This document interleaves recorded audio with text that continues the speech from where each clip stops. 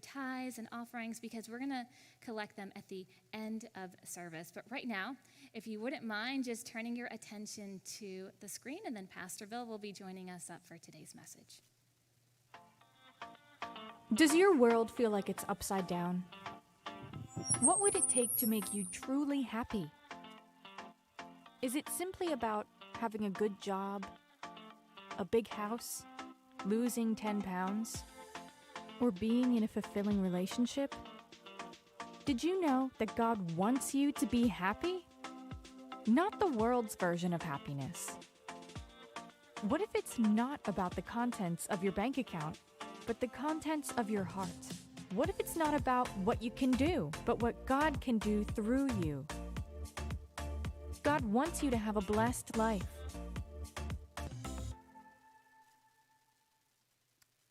My life as a 5-year-old is kind of a blur, but I do vividly remember one morning that I was getting ready for kindergarten and I was interrupted by my mom, and she said, hey, sit down, I have something to tell you. And I could tell in that moment that it was something that was serious. And I sat down and said, what's up? And that's when my mom told me that my father had died. And you see, since their divorce a couple of years prior, I really didn't get to see my dad all that much. He would pick me up from time to time, and we'd get to go out and have a day of fun. But it wasn't really that often. And honestly, when my mom told me this, I really didn't know how to respond. I didn't know what to say. And so after probably, I'm sure, pause for a little while, I just asked, can I go to school now? And my mom told me, no, it's best that you stay home today, and there's not going to be any going to school. And the only thing that I can remember for the rest of that day is just watching as my mom was just wailing over the loss of her former husband and her only son's father.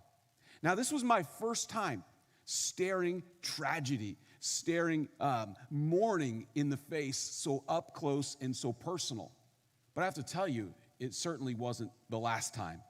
And also, you know, when that day came, when that day of grief, when that day of pain came, when that day of mourning came, I honestly didn't know what to do with it. I didn't know what to say, but I just really didn't know what to do. And honestly, a lot of us still wrestle. What do we do with mourning? What do we do with suffering? And what do we do with loss? Well, what my mom was trying to help me understand that day when she told me that it was best to stay home is something that Solomon, the wisest king in all Israel, tried to make clear in the book of Ecclesiastes. Remember that he wrote, to everything there is a season. Turn, turn, turn. Right? Sorry, that's old. But some of you may not know the scripture, but you may know the song. But he said, to everything there's a season.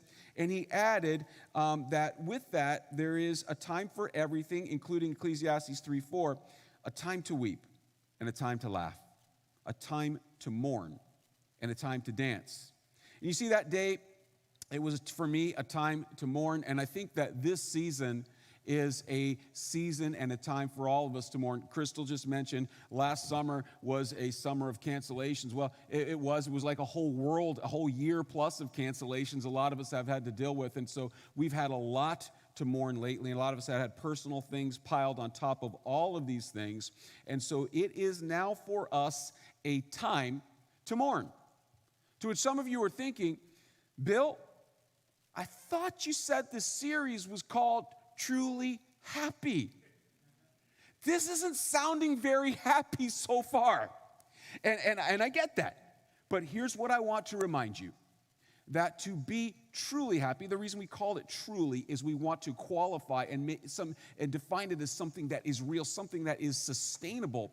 So what that means is that in this series, we're going to have to look to Jesus' words to redefine for us what real happiness actually means and examine what it takes to get there. And while many of us would like to just push this sad stuff off to the side and just get to the summer fun, and look, I'm all for that too, it would be a mistake if we didn't deal with the stuff in front of us. Because what we would be doing is sacrificing long-term happiness for the sake of short-term comfort or discomfort avoidance. We just put it aside for the time, but it doesn't go away. Eventually, you have to deal with stuff. Have you learned that in life? Like if you don't deal with it, it just kind of keeps coming up at inconvenient times in disproportionate ways. And so here's sort of the big picture thought for today is this: you will never be truly happy until you learn to truly mourn. Because all the junk that's brewing underneath the surface in your life doesn't just go away. It doesn't just disappear because you've avoided it long enough. No, you have to deal with it. We may try to cover up. We may try pain avoidance. We may try escape, and maybe that works for a season of time. But Jesus tells us that happiness is actually found in going through the mourning process. So let's go directly to Jesus' words and consider what he has to say. Remember, as we talked about last week when we started this series, the Beatitudes are the first section of the Sermon on the Mount, this famous sermon that Jesus taught. And we're just going to take one of these Beatitudes each week. Last week we took the first. Today we take the second, Matthew chapter 5, verse 4. Blessed are those who mourn, for they will be comforted. Now, we're going to ask ourselves three questions as we go through this today. And the first question is this: why do we mourn? Well, let's just do a little bit of review from last week. Remember, when we said the word blessed that Jesus starts each of these Beatitudes with, it means happy or fortunate. So we could read it this way: happy are those who mourn. Which I am fully aware that on the surface that sounds like crazy talk and doesn't make sense. But stay with me and let's consider why this is true. Let's take a look at this word mourn. In the Greek language, it means to lament, or it means to wail. Now, when is the last time you wailed? For some of us, it was pretty recently. For some, it's maybe been long. But this word wail is a powerful word, isn't it? It's, when you think about it, it's just like a gut-level response. It's not just a passive thing. It's not a just surface thing. It's something deep. Now, the question is, when we think about wailing, because there's nothing restrained about wailing, what is it that would elicit in us this type of response? What do we mourn for? And I believe that Jesus had at least three things that he had in mind. The first is suffering. Suffering is a necessary and unavoidable part of the human experience. We will walk through suffering. In fact, Jesus said that we would. And of course, 2020 brought us tons of suffering, not only the pandemic, but the quarantining as a result, the racial and political divisions of this past year. And all of this did a real number on us emotionally and mentally. And for some, it was physically. Many people lost their lives. Many people are still struggling with long-term illness from the disease. For some, it was financial, as lots of people lost jobs. Many people lost careers. Many businesses went down the drain during this time. Now, on top of all of that, we all have other things that cause suffering in our lives. For some of us, it's medical issues, some of which debilitate us, and for some, it inflicts chronic pain that you deal with every single day when you wake up. For some, we're suffering with mental issues or depression, or we're dealing with anxiety, and man, those shot through the roof, those levels over the past year or so. For many, it's, again, financial distress, relational challenges, and I know this, that all across our world, that as people were going through all these difficulties and people were isolated and stuck together at home, there were a lot of marriages that came under distress. And in some cases where there are already cracks, the pressure just broke apart families. And in some cases where it seemed pretty healthy and pretty strong, there are cracks now that have appeared as the stress of all this has come down. For some, you're suffering because you've lost someone close to you. And I know that's a horrible and a difficult thing. But on top of that, there's not only that stuff, there's not only the personal stuff, there's suffering all over the world. I mean, we scroll past and on our screens, we watch the news, we see wars, we see oppression, we see murder, we see natural disasters, we see even local tragedies when we look at the local news. I mean, even just this week, things like man out for a jog in New Britain, car comes over the sidewalk with some teens that had just stolen an SUV, kills the man instantly while he's walking. And so now it's like a family's mourning, parents of these kids mourning, I'm sure, the loss of what's going on in them in the future. And it's just like all the time, all this stuff, it never ends. Suffering is all around us. And so we mourn. But, when you think about what's all around us in suffering, so is the next thing, sin. Now, some scholars debate, when Jesus is talking about mourning, is he talking about mourning over our suffering that we experience in life, or is it the internal response to sin that's present in our lives? And people argue about that, but I think the answer is both, right? We don't have to pick. It's both. Let's talk about sin. Sin is anything that causes us to not flourish, that crushes the thing that God wants to do inside of us. It's anything that goes against God, his nature, his boundaries that he established for us. Now, because of our original parents, Adam and Eve, when they fell, just as God promised, that would introduce sin and corruption and destruction into our world. That's what we've experienced. So that means we're all born with a sin nature, right? We don't even have to do anything real bad. We're just simply born, and then we have it. But of course, we do bad things. But the sin nature makes us prone to those things and attracted to do things that we shouldn't do and to not do things that we should. So we can mourn that we have this inner wrestle where it's a struggle sometimes to choose the right thing over the wrong thing, the good thing over the bad thing. You see, again, we can mourn over the fact that we have appetites for things we know we shouldn't do that cause God grief, and yet we still want to do them, and these things make God sick. But listen, we can also mourn that we actually do sin. We actually give in to our sinful desires. We give in to the cravings. We give in to the temptations. And sometimes we repeat sin so often that it becomes habitual. And sometimes we just continue to repeat it, and it becomes addiction, to the point where we want to stop doing something, but we don't know how to stop doing it, so we're trapped in a cycle that we can't escape from. You see, some laugh at this idea of sin. Some think sin is actually what makes us happy. Man, like God's just some cosmic killjoy. And he takes all the fun stuff, marks a circle around it, calls it sin, and says, ha, you can't do this. But right, what a distorted way to look at the world. Instead, he's trying to establish healthy boundaries for us. And listen, we're never going to be truly happy until we learn to stop celebrating this, but instead to wail and to lament over its presence and its power in our lives. We wail over our suffering, we wail over our sin, and finally, we wail over our situation. It's what I'm just calling our situation, and that is basically the human condition.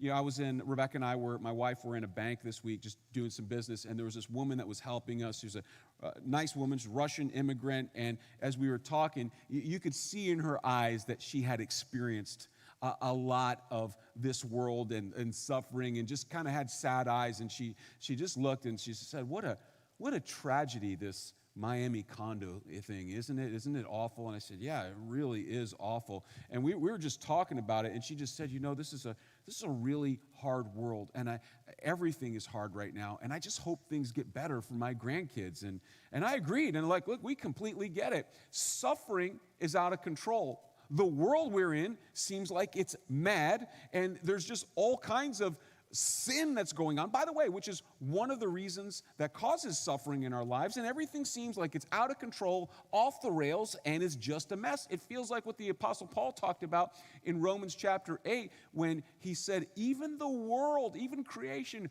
groans, longing for the redemption of when Jesus Christ returns. And sometimes, you ever feel like that? You just groan in your spirit at this world. It's just too much sometimes. Everything is messed up.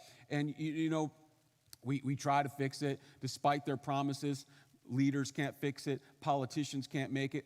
A lot of times they make it worse. And so our situation looks grim. And this is something to mourn over. So suffice it to say, there's lots of reasons to mourn, right? We've got suffering, we've got sin, we've got our world situation.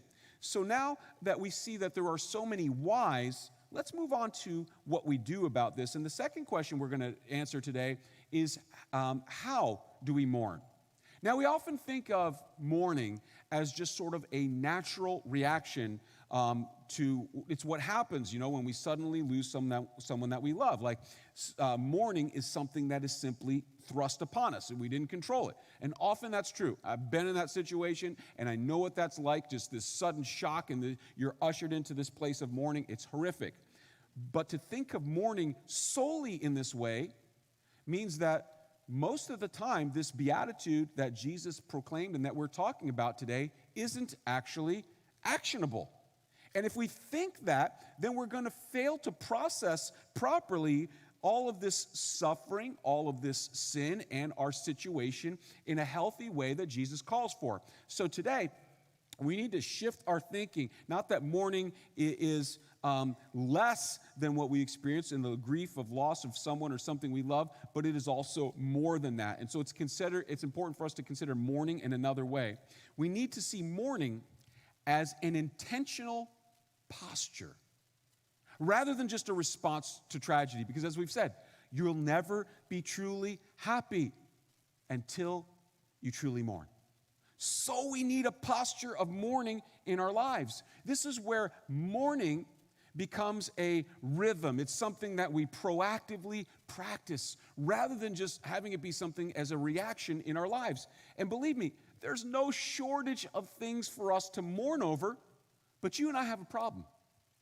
It's called distraction. Anyone distracted in this world? Distracted in this life? So, as part of my planning and reading for this series, it's always good to read a good book. I'm reading a book called Our Good Crisis by Jonathan Dodson. Some of you guys were in the home fellowship that was led over this recently. But he talks about this idea of distraction when it comes to mourning. And I'm going to read a little bit off of page 46 and 47. He said, "Our wheels are always turning at a rapid rate. If we cease to produce for too long, we become restless. Contemplating meaning is hard when spare moments are filled with phone in hand. Contemplation requires quiet, stillness, and focus. Practices rapidly disappearing in our society. At Duke University, full-length books are infrequently assigned to undergraduate students because they are unable to finish reading them. Studies show that while students can write internally coherent paragraphs, they often can't track a sustained line of an argument. They're losing the ability to focus. But students aren't the only people struggling with this. In his best-selling book, The Shallows, What the Internet is Doing to Our Brain, Nicholas Carr explains how our brains are being rewired by use of the internet and social media. He concluded the net may well be the single most powerful, mind-altering technology that has come into general use. And lastly, it's not so much the tweet, but the fact that we read and move past it so quickly. It's not just that there was a school shooting, but that we absorbed the school shooting without reflection, fired off a social media response, and then moved on. And that's so true in our world. And when you think about it, when we're scrolling past things, think about all the things in a day that we read of terrible suffering.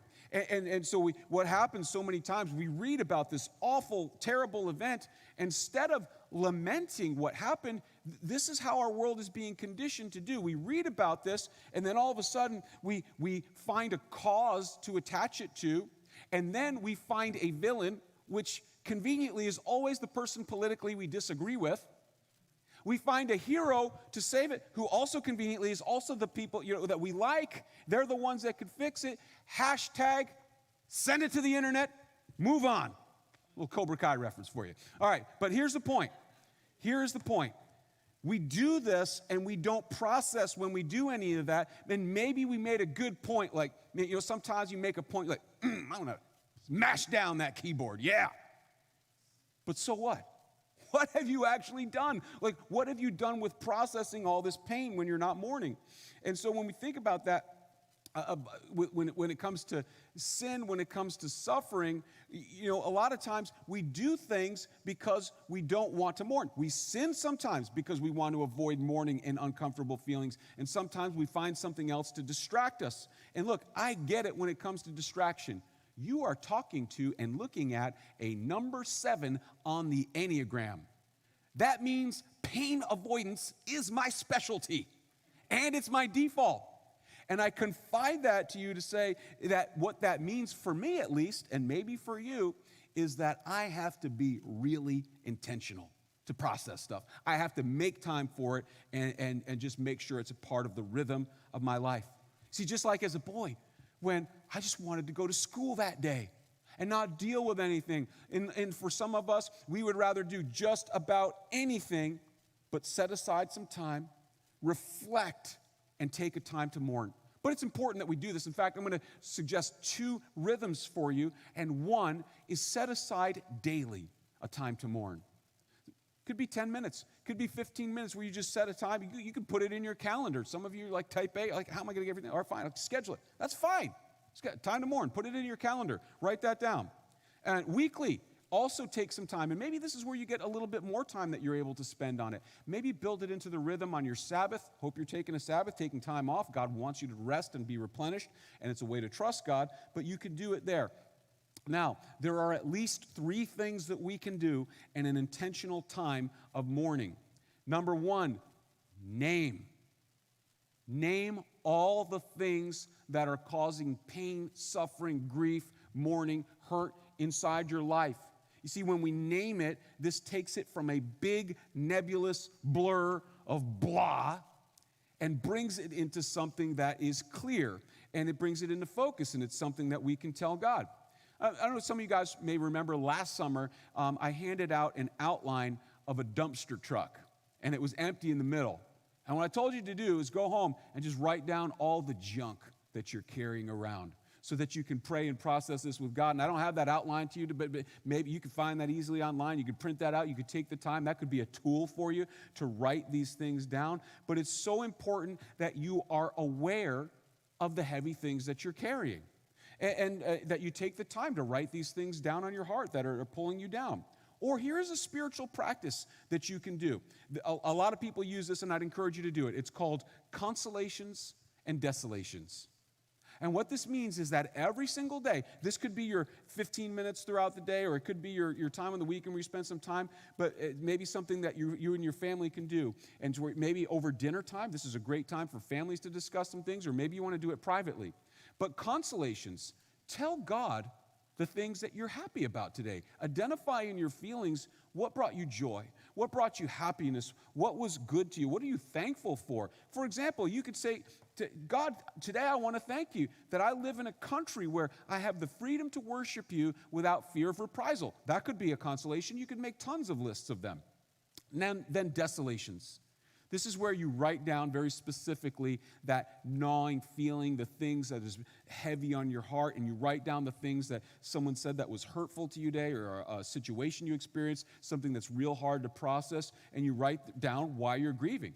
And it could be sometimes a flip side of the same thing. For example, God, while I am happy to live in a country where I'm free, I'm also discouraged, and it's just really hard sometimes living in a country that's so divided and that still hasn't lived up to our ideals. And so you see how you can have consolation and desolation sometimes in some of the same situations. And by the way, parents, you could do this with your kids. Every night at dinner, don't call it that, because we go, what? Just say, hey, 2 questions.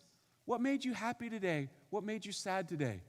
And you see what you're doing? You're training up kids to have some soul reflection, to process things, and to not leave it to their future therapist to unpack when it's way too much years later. Maybe they'll need one anyway, right? We're people, but I don't say that, Mark. I go to a Christian counselor. I think it's a good thing. My point is, we don't have to wait. We can train and we can learn and process these things along the way. But again, as you go through naming, be specific and precise. Name your suffering specifically, what loss, what grievance, whatever it is. What sin? When you think about, not just in general, what sin do you need to wail and mourn over? And again, not just, God, I'm sorry that I sin. No, don't let yourself off the hook. What sin? You don't need to tell me. We're not Catholic. You don't have to come tell me your specific sins. But you do need to tell God. You do need to talk to him and ask for forgiveness and be very specific about the things that you did, part of which is what put Jesus on a cross, who died a very painful death for all the things that we do, which cause dysfunction in our lives, but also the lives of people around you. And again, this is just called confession. And then when it comes to naming, name your situation. What is it in the world that's got knots in your stomach? Is it racism? Is it sexism? Is it human trafficking? When you look at the world, it's like the environment, like what the heck is going on? And specifically name it all and bring it to God. Now, after you name it, it is also important to frame these things. What I mean by this is as you practice a posture of mourning, it is so important that you don't lose perspective. You see, sometimes one of the ways that we process our desolations is we minimize. Like something bad happens, and because we don't really want to deal with it, we have a coping mechanism. We say, oh, well, this happened, but it's not that bad. It's fine. That's maybe one of the best coping mechanisms. It's fine. Everything's fine. It wasn't that bad. And so instead of dealing with it, sometimes we shrug it off, we excuse it. Instead of going through the suffering, again, we missed an opportunity to go through it. By the way, we do that with sin so often. We say, oh, it's not that bad. And we just, yeah, I did that. I'll admit that. But do you know what my neighbor did? Oh, man, we can do some good minimization by comparison, right? Or you go down the line, eventually your thing is, well, at least I didn't kill anybody. You know, so like down the line, we minimize the stuff that we do, and we've got to be so careful of that. Minimizing hurts us because when you do this, you're cutting yourself off from the opportunity to mourn and then to receive the promise that we're going to get to what Jesus tells us when we do mourn. So we need to make sure that we frame our desolations properly and not minimize, but we also need to be careful not to maximize. This is when we take a situation that's causing pain and we just project and expand, and that's all we can see. In some cases, people build their identities around it, and we define ourselves